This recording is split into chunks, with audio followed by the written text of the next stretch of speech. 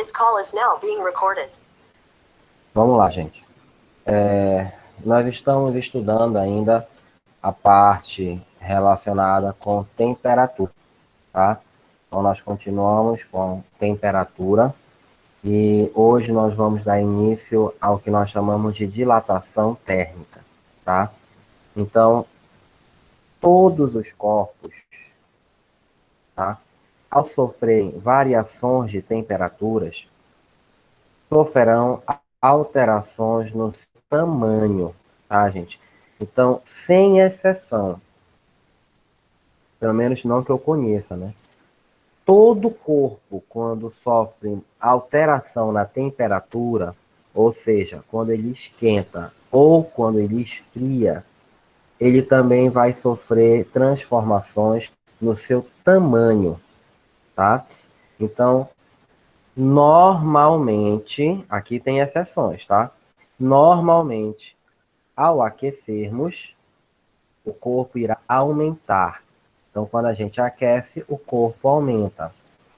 E ao resfriá-lo, então ao resfriar, diminuir a temperatura, ele irá diminuir, tá?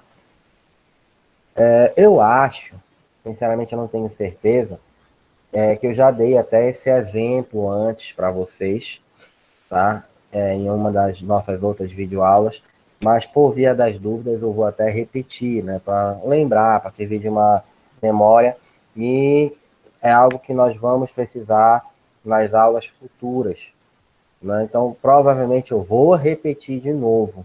Espero que já presencialmente, né? Porque se Deus quiser, essa é a nossa última aula, assim, online. Se Deus quiser, a partir de agosto, nós já estaremos fazendo as aulas presenciais. Então, olha lá.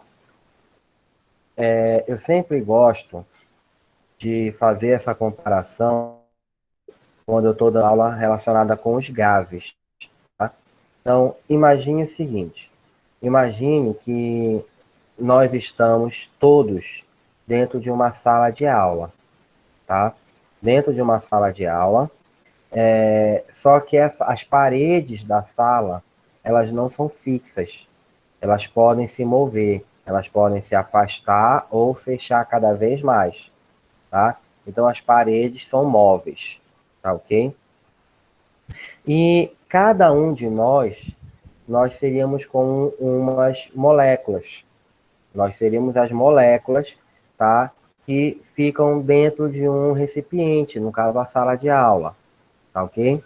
Olha, as moléculas, elas ficam paradas ou em movimento? Como nós já vimos anteriormente, as moléculas ficam em constante movimento, tá? E, na verdade, a temperatura do corpo, ele mede o grau de agitação dessas moléculas. Então, quando as moléculas estão muito agitadas, quer dizer que a temperatura está alta. E quando o corpo, as moléculas estão pouco agitadas, quando elas estão vibrando assim devagar, quer dizer que a temperatura está baixa, tá ok? Então, assim, imagine que eu chego com vocês assim, olha, gente, eu quero que vocês comecem a andar pela sala, tá? Fechem os olhos de vocês e comecem a andar pela sala, né, de maneira aleatória, tá? O que vai acontecer? É lógico que de vez em quando um colega vai bater no outro, então as moléculas vão se chocar, assim também como vai ter momentos que um colega vai bater na parede. Então vai ter o choque de moléculas com a parede. Então, quando uma pessoa dessa bater na parede, ela vai empurrar a parede, né? E como a parede ela é móvel, ela pode se afastar ou fechar, tá? Então, como vocês estão só andando, é como se a temperatura fosse baixa, porque vocês estão pouco agitados lá dentro, vocês vão bater uns nos outros, vão bater na parede, mas é uma colisão ainda com pouca frequência e com pouca intensidade. Então, vocês vão empurrar a parede, mas é uma coisa pouca, assim. E aí, em um determinado momento, eu falo para vocês, olha, agora eu não quero mais que vocês andem, eu quero que vocês comecem a correr aqui dentro. Rapaz, aí tu imagina, né? Se você começou a correr, quer dizer que a temperatura aumentou, tá? Porque aumentou a agitação lá dentro. Agora está todo mundo correndo. Consequentemente, as colisões vão aumentar, tanto entre as moléculas contra a parede também. E essas colisões vão ficar mais frequentes. Além disso, elas também vão ficar mais fortes. E aí o que acontece? A parede vai começar a se afastar, tá ok? Então, isso daí é uma das coisas que explica o porquê que quando você aquece, você tende a se aumentar. Os objetos tendem a aumentar. Por quê? Porque a vibração começa a aumentar, né? Elas ficam mais agitadas, e a tendência é que essas moléculas se afastem cada vez mais, e aí o corpo inteiro acaba aumentando, tá? Então, eu acho que essa primeira parte aí nós conseguimos entender. A dilatação depende das dimensões do corpo, ou seja, corpos pequenos dilatam pouco e corpos grandes dilatam muito. Então, quanto maior o tamanho do corpo, mais ele vai dilatar, tá? Da mesma forma, devemos compreender que corpos compridos, mais finos, por exemplo, um fio, eles irão dilatar muito no seu comprimento e pouco na sua espessura, tá? Então, por exemplo, imagina um fio elétrico, tá? Utilizado num poste. Vocês já viram, né, que o fio elétrico, ele vem naqueles rolos imenso, né? Que às vezes a pessoa, quando tira tudo, ele usa para fazer uma mesa redonda.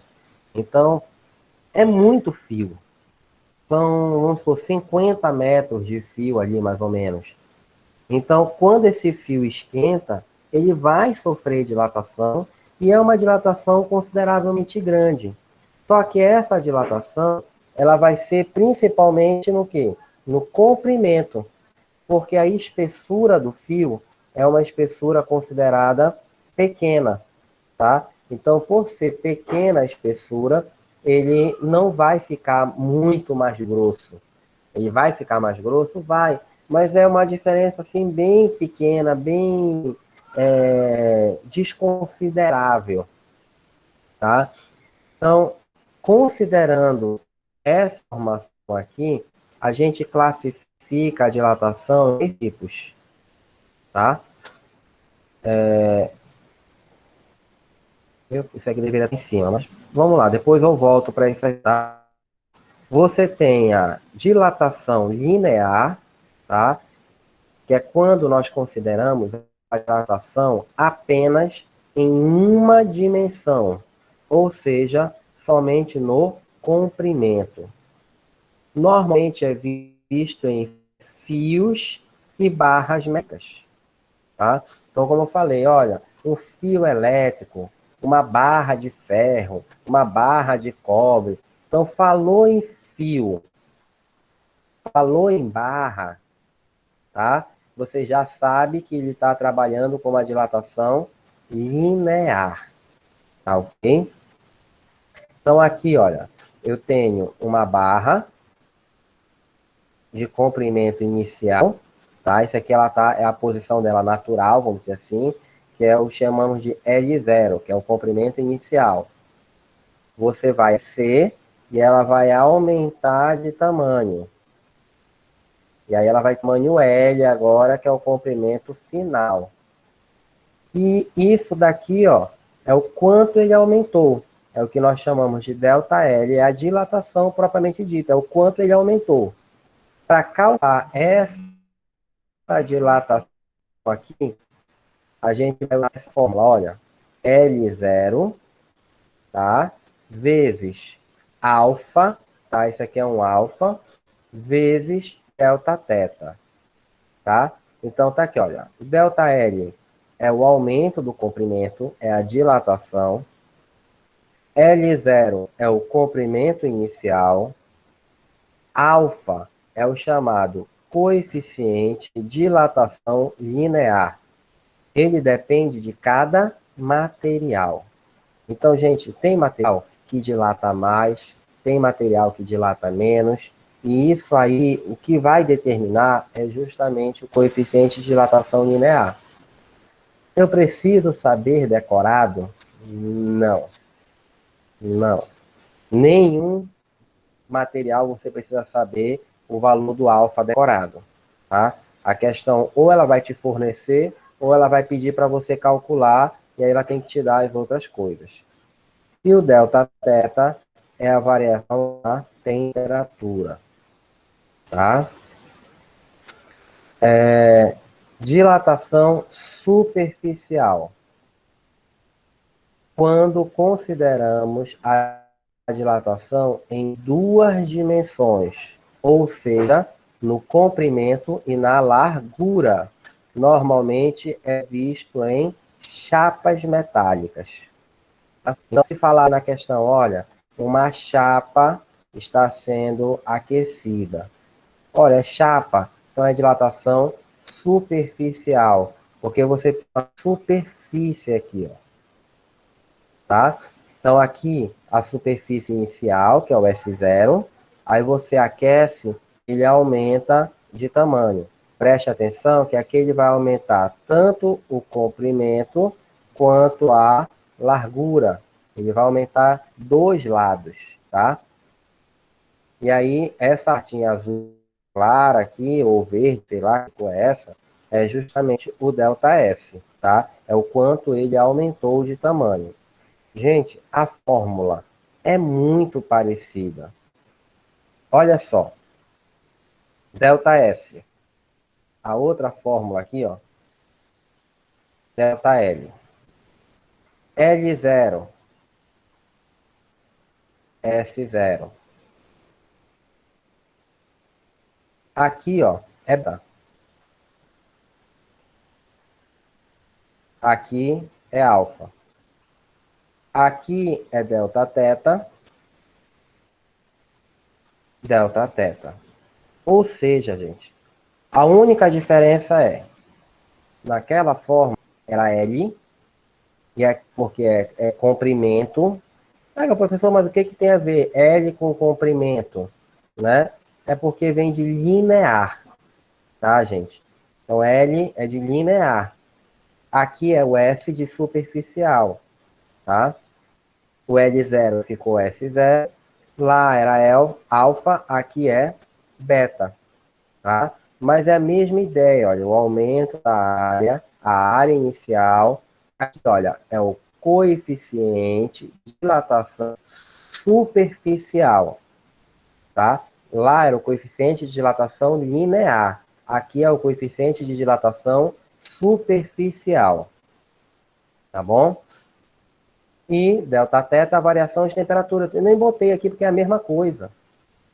E, por último, a dilatação volumétrica, tá? Que é quando consideramos a dilatação em todas as dimensões. Gente, vale a pena ressaltar que a gente trabalha só com 3 dimensões, tá? Então, por isso que é 1, 2 e 3, tá? Ou seja, comprimento, largura e espessura. Normalmente é visto em cubos. Professor, o que é um cubo? Por exemplo, um quadrado. Quadrado não, perdão, um dado, tá? Um dado é um cubo, tá? E esferas, tá? Metálicas ou então em líquidos, tá ok? Então, por exemplo, aqui, olha, eu tenho um recipiente totalmente cheio, aí eu vou aquecer esse recipiente. O que que a gente observa? É que, conforme vai aquecendo, uma parte do líquido começa a derramar, tá? Então, uma parte do líquido vai derramar, e essa parte do líquido que extravasa é exatamente a variação do volume, tá? De novo, olha a fórmula. ΔV igual a V0 Isso aqui, gente, parece um Y, mas não é. É um lambda, tá? É uma letra grega também que corresponde como se fosse o Y, tá? Delta teta. Então, de novo, já foi delta L, delta S, agora delta V, de volumétrica. L0, S0 e agora V0. Alfa, beta, agora é o gama, tá? Gama é lambda, nem sei mais, já tô... gente, me desculpe que já tô, assim, meio fora do ar, tá? Observação. Em alguns casos, a questão envolve a dilatação superficial ou volumétrica, tá? Então, em alguns casos, a questão é de dilatação superficial ou volumétrica. No entanto, só é fornecido o coeficiente de dilatação linear. Então, preste atenção. Por exemplo, a questão é de dilatação volumétrica. Então, na dilatação volumétrica, eu tenho que usar essa fórmula aqui, tá? Em que eu tenho o lambda aqui, ó, tá? Só que na questão, em vez do cidadão me dar o lambda, ele vai me dar o valor do alfa. Égua, professor. Como é que eu vou fazer isso? É muito simples. Existe essa relação aqui, ó, tá? Que diz o quê? Olha, o beta é igual a 2 vezes o alfa. Então, se ele te deu o alfa, mas você precisa do beta, então é só multiplicar. Pega o alfa e multiplica por 2. Tá? O gama, desculpa, o lambda, perdão, tá? Ele é 3 vezes o alfa. Tá? Então, de novo, você precisa do lambda, porque é uma dilatação volumétrica, mas o cara só te deu o alfa. Não tem problema. Você pega a alfa e multiplica por 3. E isso vai ser o lambda. Tá? Ou então, às vezes, né, de repente, 3 beta igual a 2 lambdas. Tá? Então, essa é a relação entre o alfa, beta e o lambda. O beta é 2 vezes o alfa, o lambda é 3 vezes o alfa, e 3 betas é igual a 2 lambdas. Tá? Deixa eu ver aqui se tem algum exemplo. Não. Para concluir, agora eu vou voltar aqui para a dilatação anômala da água. Tá? O que acontece? A água, ela se comporta igual a todas as outras substâncias. Quando você esquenta, ela aumenta. Quando você esfria, ela diminui. Com uma exceção. É no intervalo entre 0 graus Celsius até 4 graus Celsius. Então, dentro dessa faixa aqui de temperatura, de 0 até 4, a água faz tudo ao contrário, tá? Como assim? Quando a gente aquece, em vez de aumentar, ela vai diminuir. E quando a gente esfria, em vez de diminuir, ela vai aumentar. Gente, o que isso vai trazer para a nossa vida? Muita coisa, tá? Muita coisa mesmo. Por exemplo, vocês já observaram, com certeza, que quando você bota uma garrafa cheia de água no congelador, quando ela congela, parece que ela tufou, né? Parece que ela fica tufada. Parece não, ela fica tufada e dependendo da garrafa, ela pode até estourar. Por quê? Olha, justamente, você botou a garrafa totalmente cheia, tá? E ela vai esfriando, vai esfriando. Quando ela chega aqui no 4 graus Celsius e você continua esfriando ela, em vez de diminuir, ela começa a aumentar. Ela vai aumentando, e tu vai esfriando, vai esfriando, vai esfriando. Quando ela chega no zero, que finalmente ela vai congelar, ela já aumentou um bocado, tá? Então, esse é um processo que demonstra essa dilatação anômala da água. Gente, o que é anômala? Nômala quer dizer normal. Anômala vem de anomalia, ou seja, fora do normal. Tá? Esse A, gente, ele geralmente na frente da palavra, ele traz um significado de não, ou de contrário. Por exemplo, a palavra sexuado, ela traz uma referência dos animais que se reproduzem através do sexo. Né? Então, nós, seres humanos, nós somos seres sexuados. O cachorro, o gato, a galinha, todos eles são sexuados. Mas existem seres assexuados, ou seja, a reprodução é feita sem o sexo. Como assim? Por exemplo, as bactérias. A bactéria está aqui, aí ela começa a se partir mais ou menos no meio, e aí se divide e gera duas bactérias. Então não teve uma relação sexual, tá? Existem algumas estrelas do mar que elas largam um tentáculo, uma daquelas pontas, e aquele tentáculo ele vai gerar uma nova estrela do mar. Então também não teve uma relação sexual, tá ok? E, gente, entendo que relação sexual não é só o ato sexual, né, como a gente vê nesses animais que eu acabei de citar para vocês. Nós, o cachorro, a galinha, o gato e tal. Existe, por exemplo, a relação sexual entre plantas. Como assim, professor?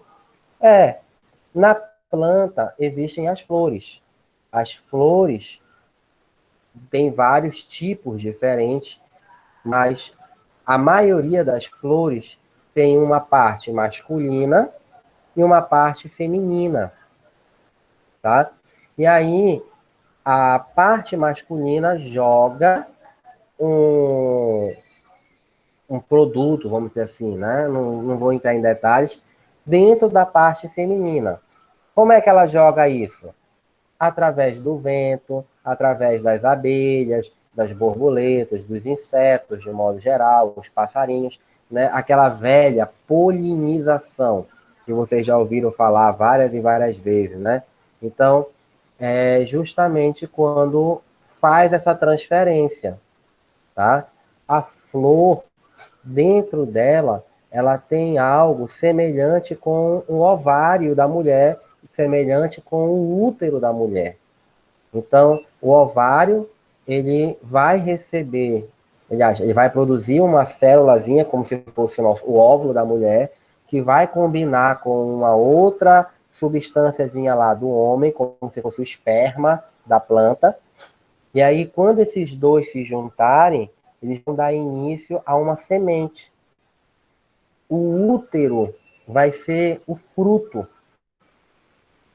Então, o fruto, ele tem a função de nutrir aquela semente, tá, gente? Então, a maioria das plantas também fazem uma relação sexuada, tá bom? Mas, assim, esquecendo um pouco a parte de biologia, de botânica, vamos voltar para a física. Então, se eu colocar essa palavrinha, essa letrinha A na frente, geralmente ela traz essa conotação de dizer que é algo que não faz normal, é fora, não faz isso, não faz aquilo outro, tá? Então, outra situação, por exemplo, muito importante da dilatação anômala da água. É graças à dilatação anômala que os lagos, quando congelam, eles só congelam a parte de cima, tá? Então, quando você vê, por exemplo, um documentário, uma reportagem, alguma coisa, e aí o cara diz, olha, tem um lago congelado. O lago, ele só está congelado em cima. Embaixo, ele continua líquido, tá? E isso aí é explicado pela dilatação anômala da água, junto com o processo de dilatação da água, processo de convecção. Eu vou explicar numa próxima aula, justamente porque não tem como explicar que ainda falta uma parte, um conteúdo a mais aí. Então, lá na frente eu vou retomar isso aqui para poder explicar como é que funciona esse congelamento do lago, tá ok? Mas ela é muito importante, essa dilatação anormal da água, porque, como eu falei, se o lago congelasse por inteiro, o que ia acontecer com a vida lá dentro? Os peixes que vivem lá naquele lago, todos iam morrer.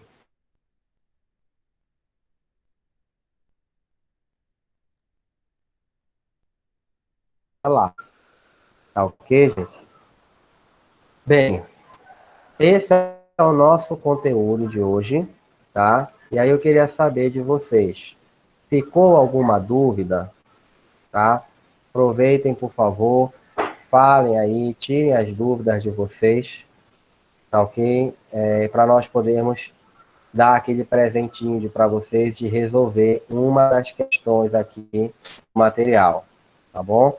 Então, deem uma olhada aí, pensem e me deem um retorno. Ficou alguma dúvida?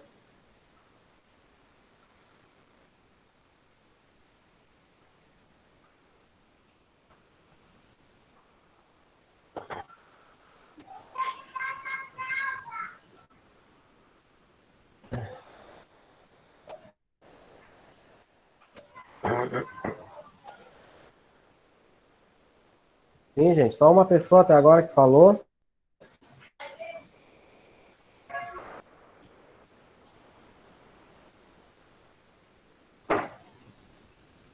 Diga, Cássia, pode falar.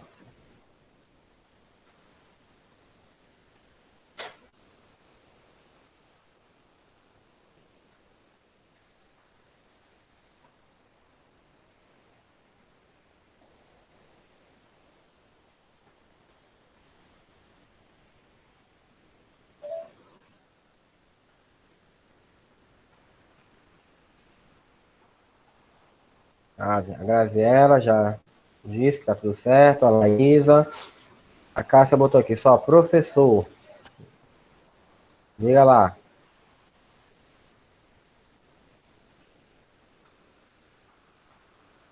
Olha, cara, na dilatação anômala da água, quanto mais aumenta a temperatura, mais ela diminui somente nesse intervalo de 0 até 4, tá? Então, você tem uma pedra de gelo, esse gelo acabou de derreter, então ele está no 0.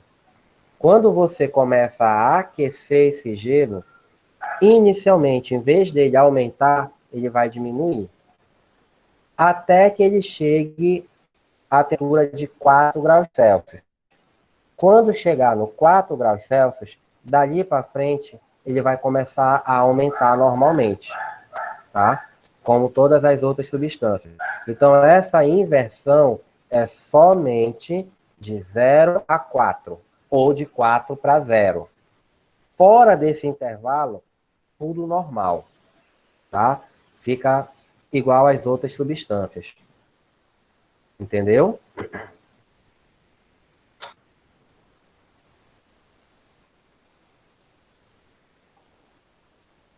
Mais alguma dúvida, gente? Bem, se ninguém tem mais dúvidas, então vamos lá. Qual questão vocês querem que eu resolva? Tá? Nós temos aqui, são 4 questões, ok? A Cássia pediu a terceira.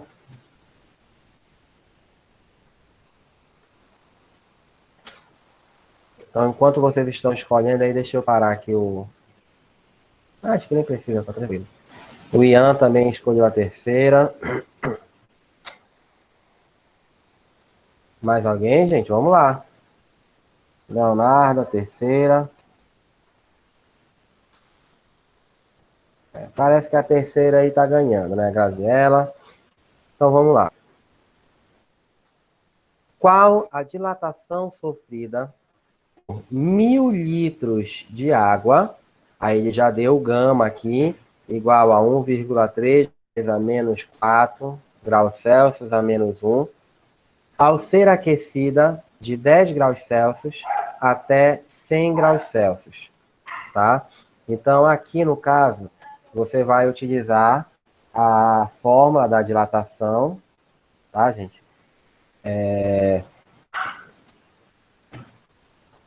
Aqui eu tenho poucas ferramentas para escrever. Deixa eu ver como é que eu vou fazer esse delta aqui. Tá? Eu vou botar aqui, gente, A maiúsculo V, tá? Imagina que esse A aqui, na verdade, é um delta, tá? Então, a variação do volume é igual ao volume inicial vezes o lambda, tá? Que eu vou colocar aqui como sendo um Y, vezes, de novo, a variação da temperatura. Vou colocar o A como se fosse o delta, tá? E um O maiúsculo aqui como θ. Eu vou botar T de temperatura, tá? Não gosto de usar o T, como já expliquei para vocês, mas vou botar aí o T de temperatura. Então, aqui de novo, variação do volume é igual. O volume inicial está bem aqui, olha, 1000, tá? Então, 1000 vezes. O lambda está aqui, ó, 1,3 vezes 10 elevado à quarta.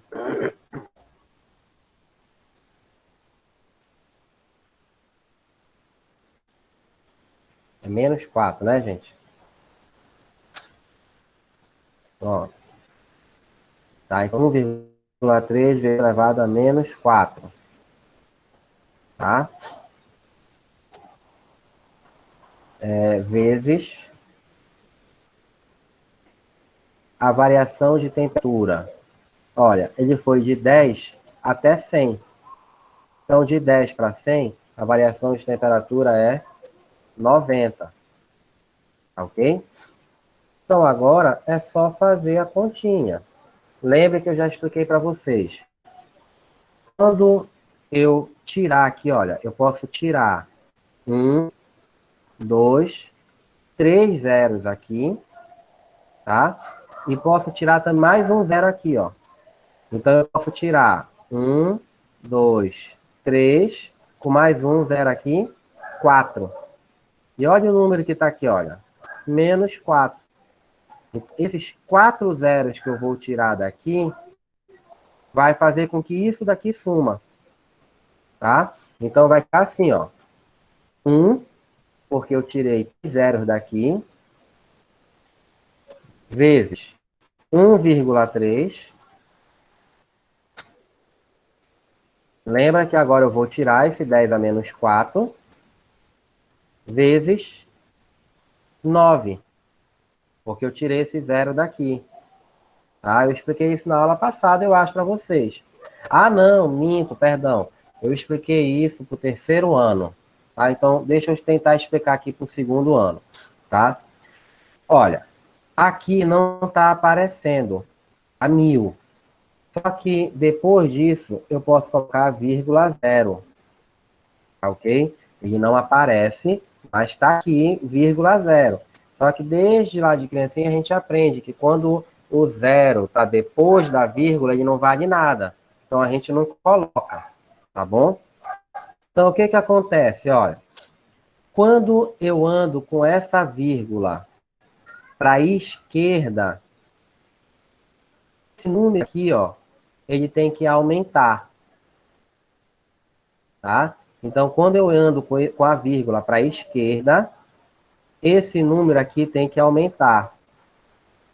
Se eu andar com a vírgula para a direita, né, tá aqui 1000. Se eu andar com a vírgula para a direita, vai ficar 10.000. Esse número aqui tem que diminuir, tá? Aí, olha só, eu vou escrever bem aqui uma observação. Bora ver se vocês acertam, tá? Quem é maior? Menos 4 ou menos 1? Tá? Ou seja, eu tenho que botar aqui quem é maior, O menos 4 ou menos 1? Responda aí para mim, por favor.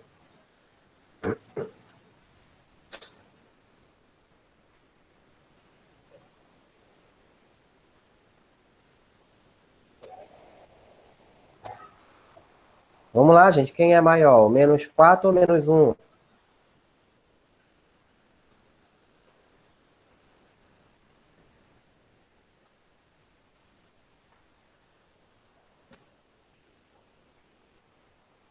Bora, povo!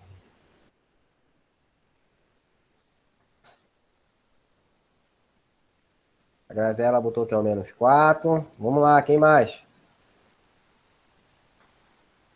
O 4.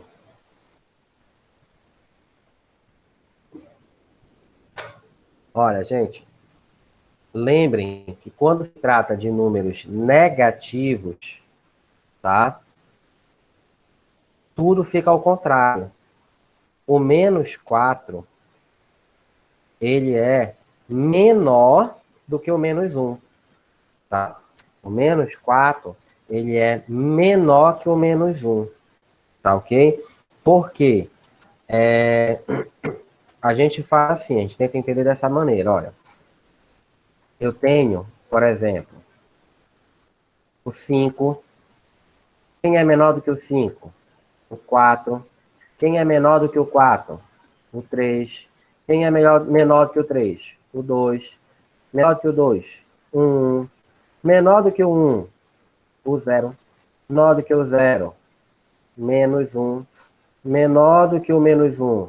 Menos 2. Menos 3. Menos 4. Então, olha, o menos 4, ele é menor do que menos 1, tá? Então, olha só. Bora entender aqui o que eu estava explicando. Como eu falei para vocês, eu vou pegar essa vírgula e eu vou tirar ela daqui e vou andar com ela para cá, ó, tá? Então, eu tinha, vou botar até um ponto aqui, olha, eu tinha 1000. Quando eu tirar essa vírgula daqui e botar para cá, eu não tenho mais 1000. Agora eu tenho só 100, tá? E aí, como eu expliquei para vocês, quando eu ando com a vírgula para a esquerda, tá? Esse número aqui,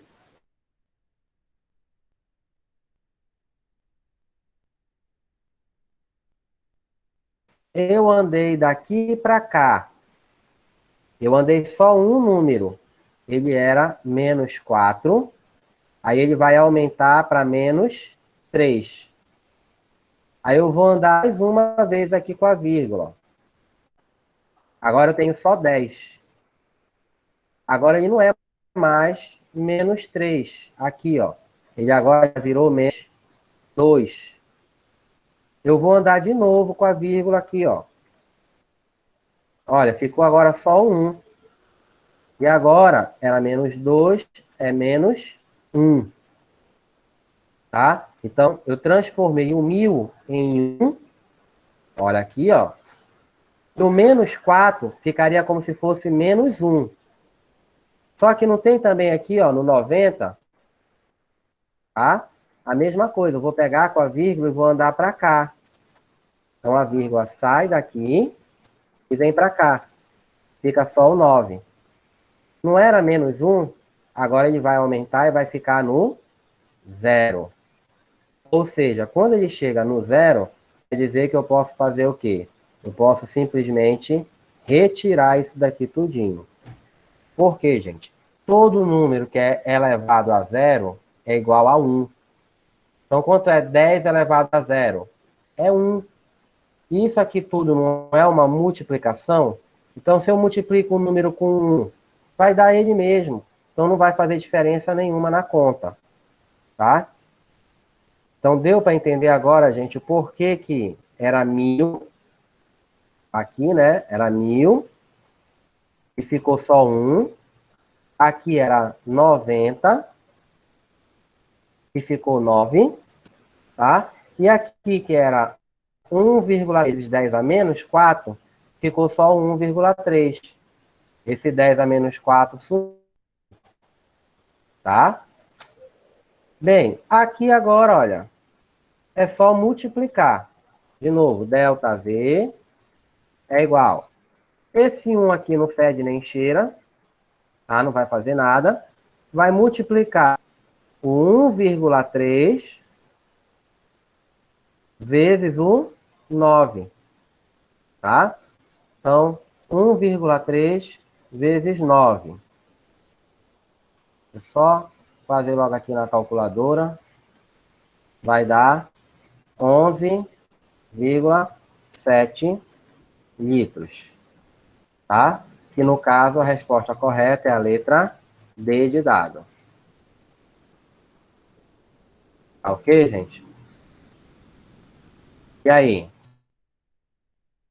Tem alguma dúvida? Posso falar, esclarecer mais alguma coisa?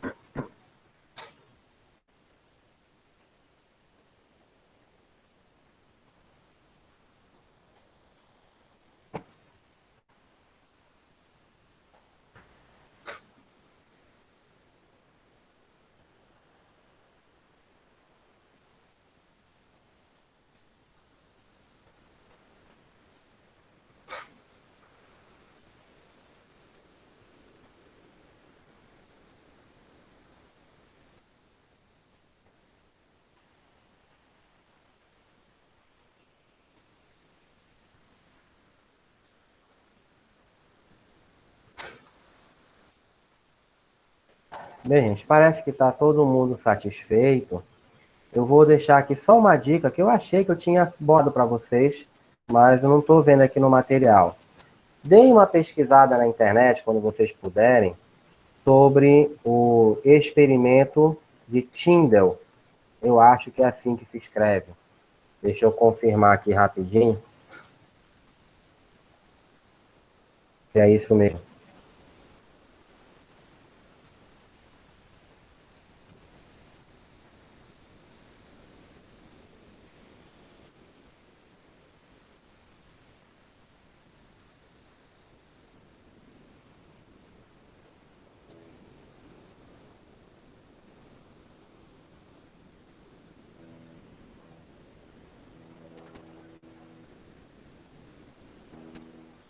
Não, é um Y. Tyndall. Com A. Tá, gente? Dê uma pesquisada aí no experimento de Tyndall. Tá ok? E aí vocês vão ver um negócio bem curioso, bem bacana lá. Tá bom, gente? Então, se ninguém mais tem dúvidas, vou encerrar a aula agora. Mais uma vez agradeço a todos pela presença. Espero que essa seja a nossa última aula virtual, que a partir de agora nós possamos nos encontrar presencialmente. Tá, gente? Muito obrigado a todos. Vou encerrar aqui a gravação para poder finalizar a aula. Obrigado, gente.